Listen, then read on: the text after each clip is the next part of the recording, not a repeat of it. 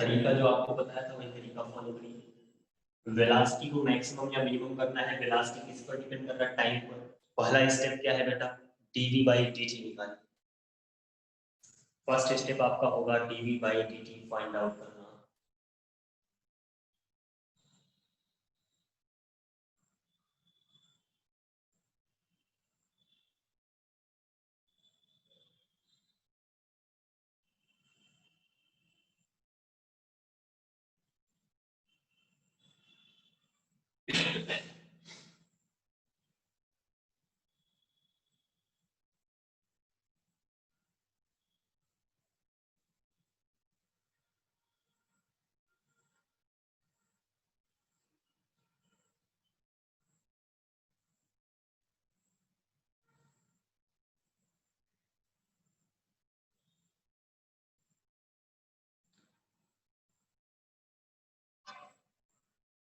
dv by dt find out करने के बाद उसको 0 के इक्वल करेंगे and find out the values of e।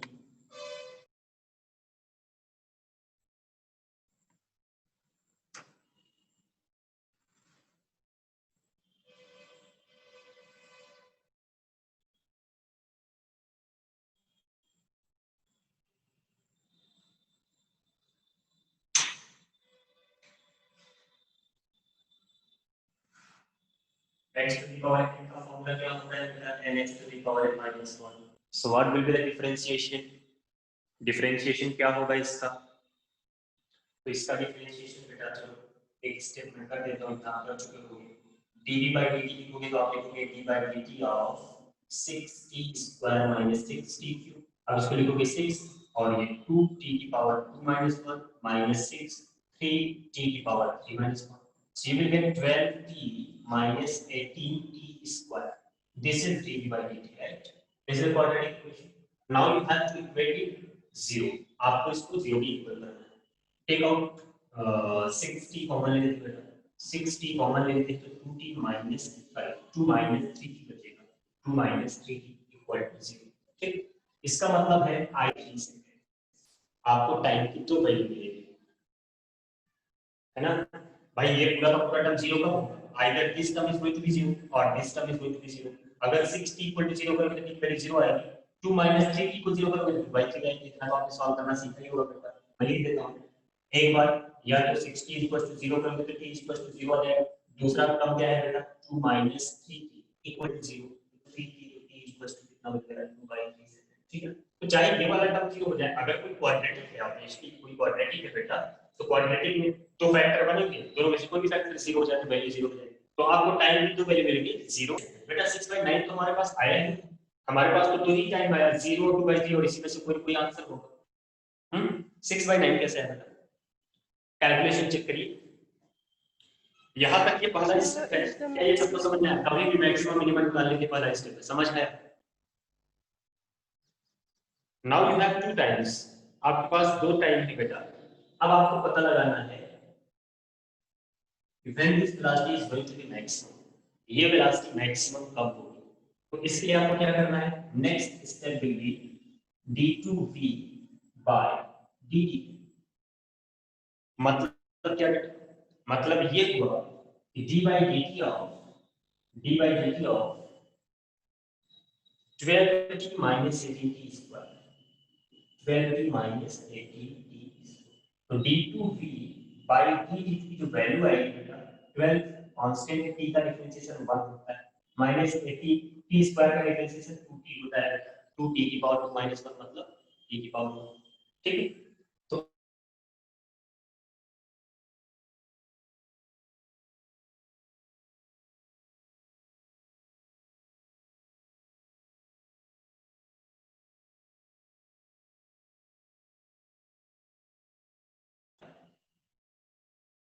किस टाइम पर, इन दोनों में से किस टाइम पर, आवाज आ रही है मेरी?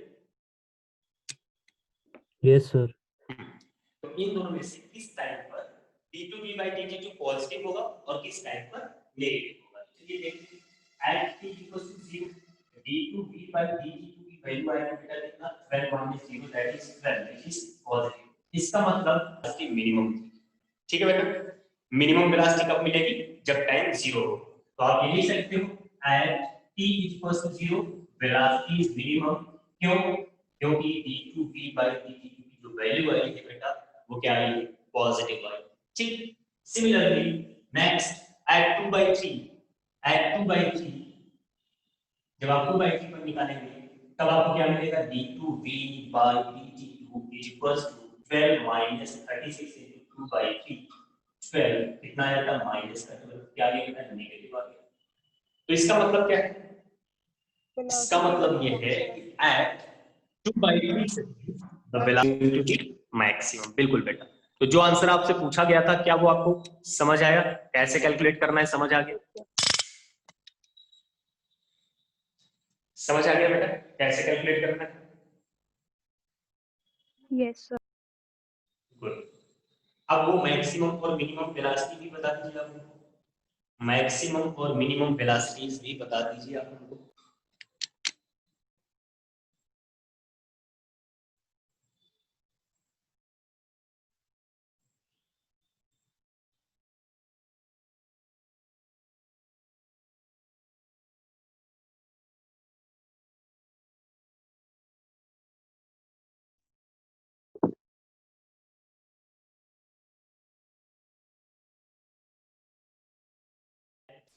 t equals to 0 velocity is minimum, velocity minimum,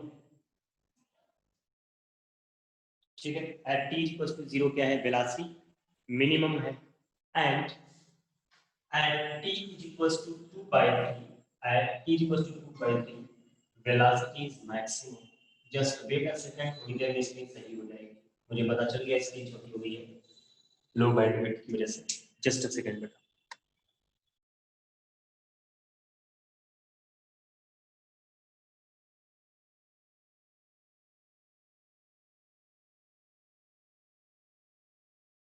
We have a mass capital M and we are going to divide this mass into two parts।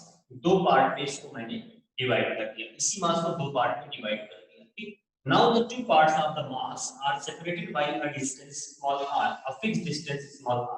ठीक है, इन दोनों मासेस को जो कि इसी के पार्ट है इनको सेपरेट आउट कर दिया गया स्मॉल r डिस्टेंस में। मान लीजिए इसका मास हो गया, मास हो गया m1, इसका मास हो गया m2, मतलब ये हो गया m1, ये हो गया m2। तो आपसे पूछा गया है find out the ratio of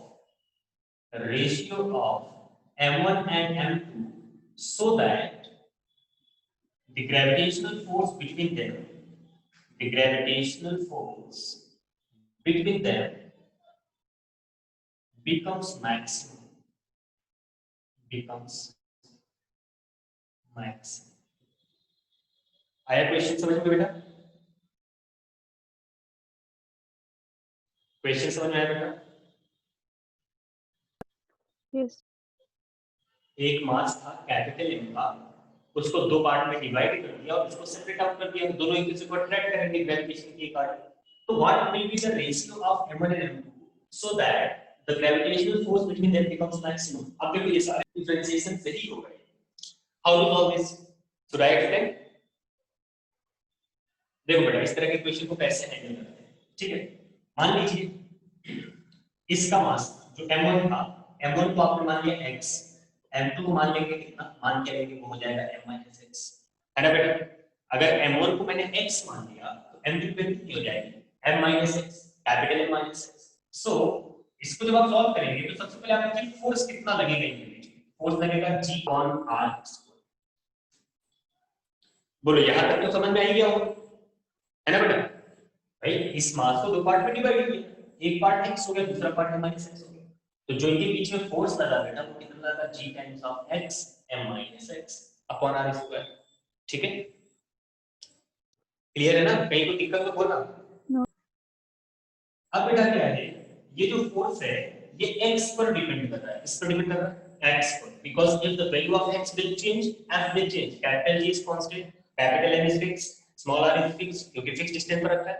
ठीक है, सो वैल्यू क्या करेगा, against on x, and what you are going to do, you are going to find out the maximum value, you are going to find out the maximum value. अब इस maximum के लिए condition क्या बताई थी आपको, for maximum because f depends on x, you will say df upon dx must be 0. बोलो समझ आ रहा है कि नहीं आ रहा? Sir please repeat. हाँ बेटा बोलो। सर एक बार रिपीट करना।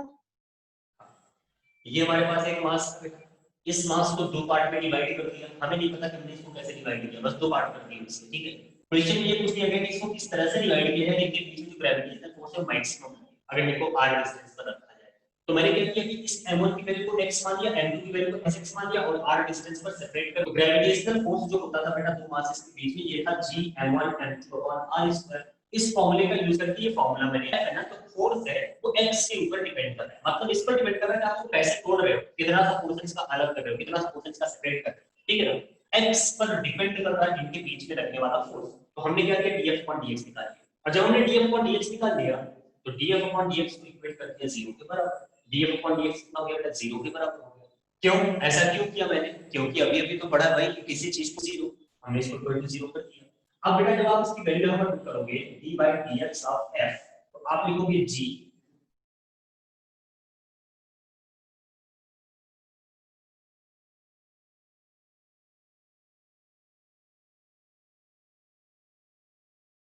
mx, ठीक है बेटा, इसको इक्वल टू 0 कर दिया। अब यहाँ से क्या करो, g/r² कांस्टेंट के बाहर के लिए तो 0 हो जाएगा, उधर जाकर बाद में कर देंगे, और यहाँ पर x का हमने मल्टीप्लाई कर दिया, mx minus x square equal to 0.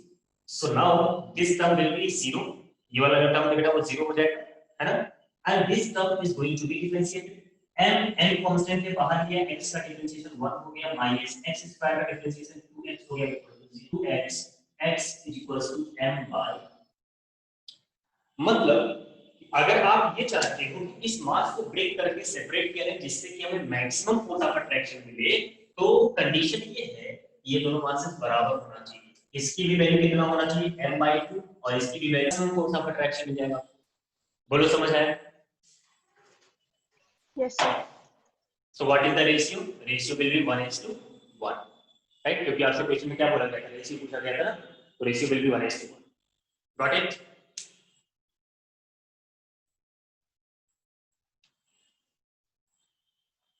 बातें समझ में आ रही है? और अगर आपसे पूछा जाए what is the maximum force between them, then what will be answer? ये कंडीशन आ गई है, इसको तोड़ेंगे तो 1:1 के रेशियो में आना चाहिए।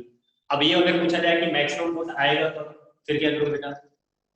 अब कितना मैक्सिमम फोर्स होगा, कुछ नहीं करना है, ये जो हमारा फॉर्मूला था ना, इसमें x की वैल्यू डाल दो, यही तो करते हैं हम लोग।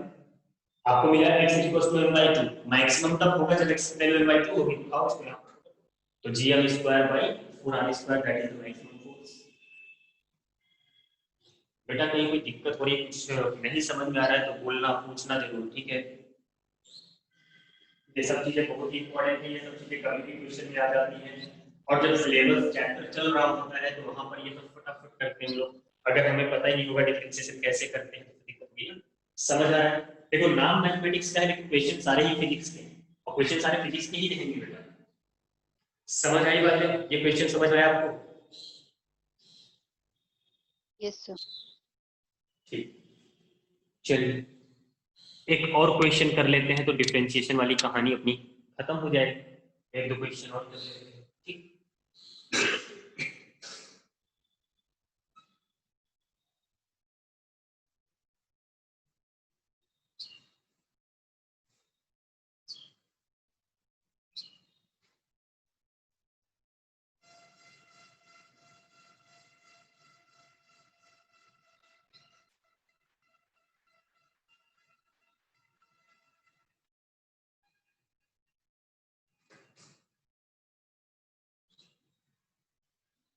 डिफरेंशिएशन की बातें कर रहे हैं इसलिए हम डिफरेंशिएशन से रिलेटेड ही क्वेश्चन ले रहे हैं। अगला क्वेश्चन हमारे पास ये है, if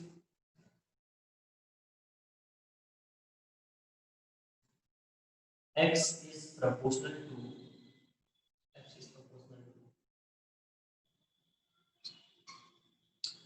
velocity is proportional to under root of displacement, ठीक है बेटा।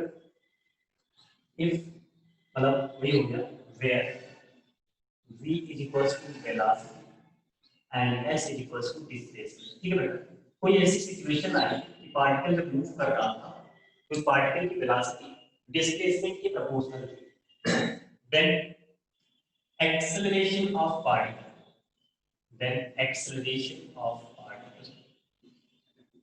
will, ऑप्शन देता हूं मैं आपको, a is proportional to s, दूसरा बेटा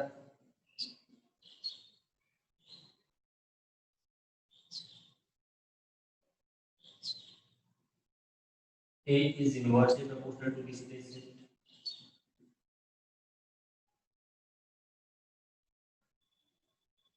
a is proportional to under root s, and d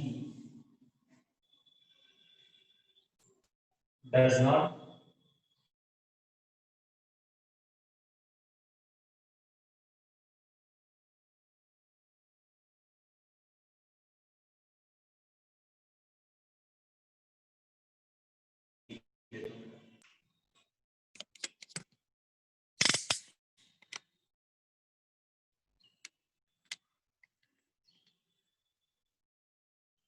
depend on displacement,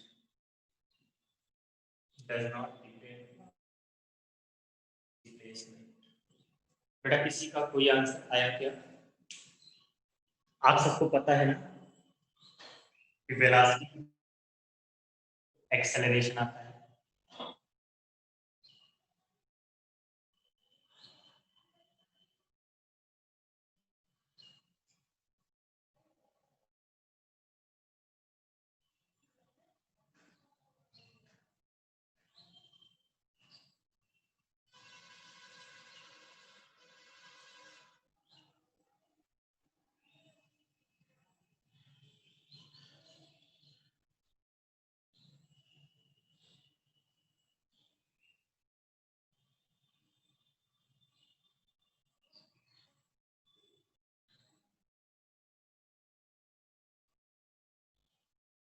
किसी का आंसर आया बेटा?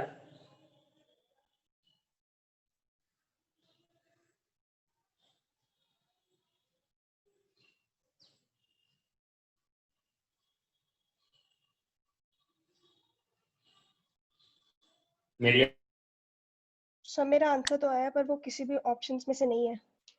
क्या आया? Sir a is inversely proportional to under root of s। Under root of x, okay.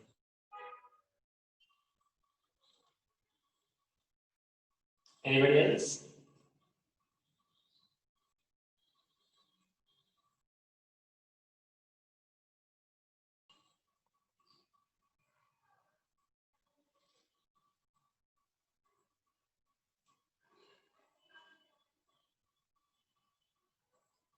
देखो बेटा, यहाँ पर आपसे बोला गया, ये question previous year NEET examination में आया हुआ है।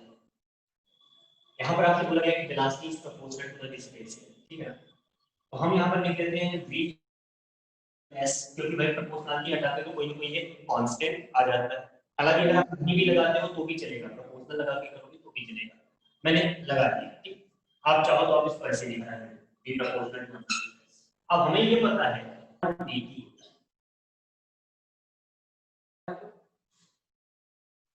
एक्सेलरेशन dt अपॉन dt होता है, rate of change of velocity होता है ना। Yes sir. तो यहाँ पर ध्यान दो बेटा, करना क्या है, वेलोसिटी को डिफरेंशिएट करना है टाइम के रिस्पेक्ट में। और जो इक्वेशन दी गई है, क्या इसमें टाइम है क्या? नो सर, इक्वेशन में तो टाइम नहीं है बेटा, फिर कैसे करेंगे? चलो फिर भी करते हैं, ठीक। हमने लिखा d by dt of times of under root s। चलो डिफरेंशिएट भी कर लिया, अंडर रूट x का डिफरेंशिएशन 1/2 अंडर रूट s बेटा, याद होगा अंडर रूट x का डिफरेंशिएशन 1/2 अंडर रूट x। आपको चेन रूल भूल गए क्या? चेन रूल आपको पढ़ाया, वो कैसे बोलेगा भाई? चेन रूल में अंडर रूट करने के बाद उसके अंदर जो था उसको भी तो डिफरेंशिएट करते हैं, तो आप क्या लिखोगे कि नहीं लिखोगे भाई? बाकी जगह dx upon dx आता था, कैंसिल हो जाता था, 1 हो जाता था। यहाँ पर आप ds upon dt लिखोगे कि नहीं लिखोगे? बोलो, समझ आ रहा है कि नहीं आ रहा है? सर रिपीट कर दो। चेन रूल मैंने आपको पढ़ाया था पिछली क्लास में ना। अब बेटा ये जो ds अपॉन dt होता है ये क्या होता है, वेलोसिटी होता है, तो हम इसको क्या लिख देंगे, a upon 2 under root s into velocity. तो अब वेलोसिटी की value under root s into velocity की वैल्यू लिखेंगे a under root s। Under root s cancel कितना आया बेटा, a स्क्वायर बाय 2 जो कि कांस्टेंट है। जो आंसर इज करेक्ट डी। बोलो समझ आया क्या?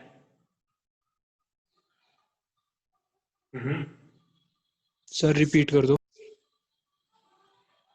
देखो जब कभी कोई फंक्शन ऐसा दिया जैसे वेलोसिटी डिस्प्लेसमेंट पर डिपेंड कर रहा है लेकिन डिफरेंशिएट टाइम के रिस्पेक्ट में कर रहे हैं, तो जैसे नॉर्मल डिफरेंशिएशन होता है वैसे ही करते जाना है।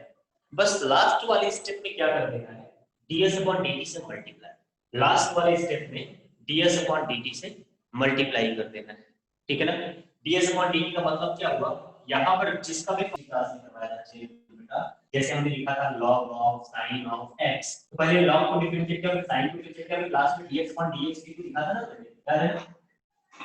वही सिचुएशन यहाँ पर भी है बेटा। अंडर रूट s का डिफरेंशिएशन लिख लिया, फिर अंडर रूट के अंदर s था उसका भी डिफरेंशिएशन लिखेंगे टाइम के रिस्पेक्ट ds अपॉन dt। अब डिस्प्लेसमेंट अपॉन टाइम क्या होता है, वेलोसिटी होता है, तो इसको मैंने वेलोसिटी लिख दिया। वेलोसिटी अंडर रूट s रखा, s s कैंसिल हो गया बेटा, क्या आया a स्क्वायर बाय 2 जो कि कांस्टेंट है, इसका मतलब does not depend on the displacement. आई बात समझ में? यस सबको समझ आ गया बेटा? Yes sir. Yes, sir. तो इस तरह से ये डिफरेंशिएशन काम करेगा। काफी सारे क्वेश्चन अभी के ये सिर्फ नजारे हैं, जब चैप्टर स्टार्ट होंगे तो उसके अंदर ये सब यूज किए जाएंगे बेटा, ठीक है ना। बस यहाँ पर मेन फोकस आपका ये होना है कि क्या आपको डिफरेंशिएशन आ रहा है, मेन फोकस ये होना है।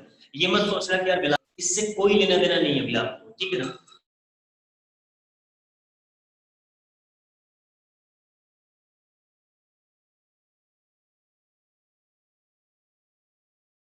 आपको अभी सिर्फ ये सीखना है, acceleration, displacement, I will explain each terms, ठीक है ना। सारे टर्म्स मैं आपको एक्सप्लेन करूंगा, बट उससे पहले अभी आपको ये सीखना है कि डिफरेंशिएशन होना कैसे।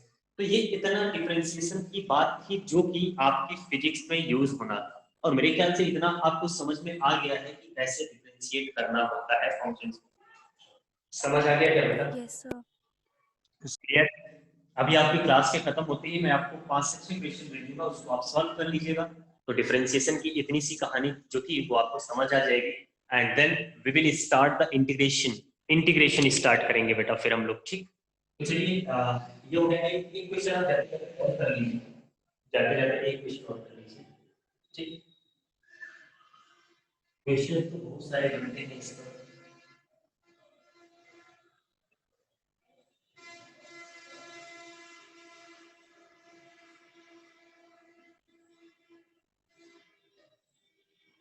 if velocity equals to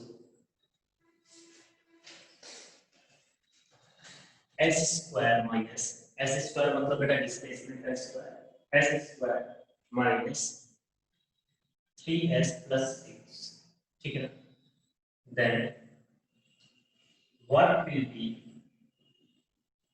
equation of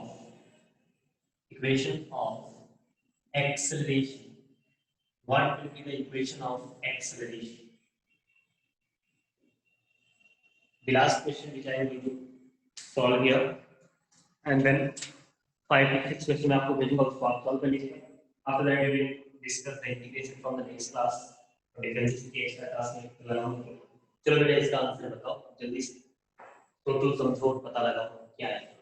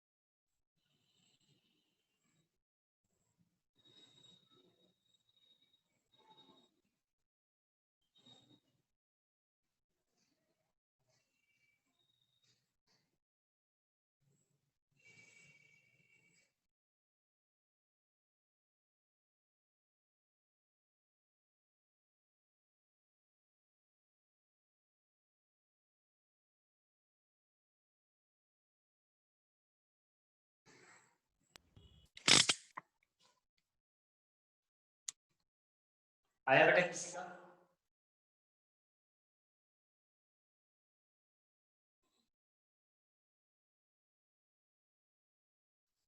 बेटा सॉल्व कर रहे हो?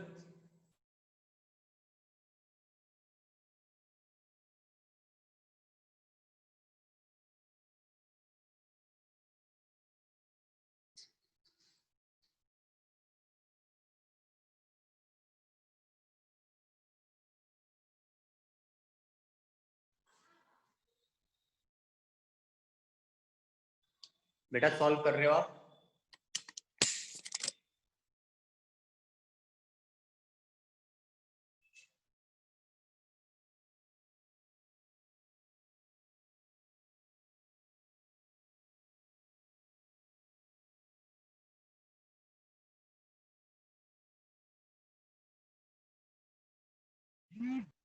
चलो मैं बता देता हूँ आपको।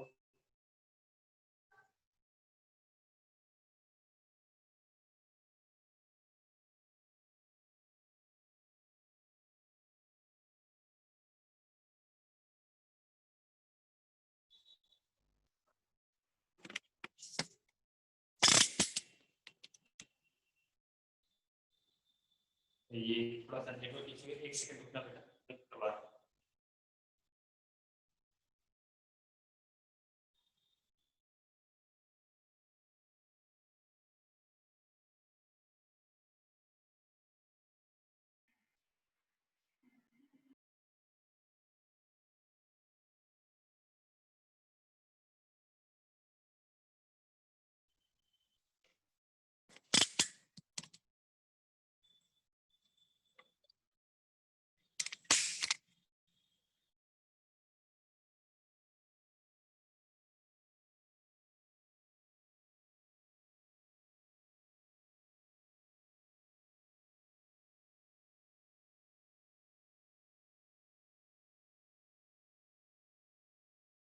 जो है आपको समझ में आया है?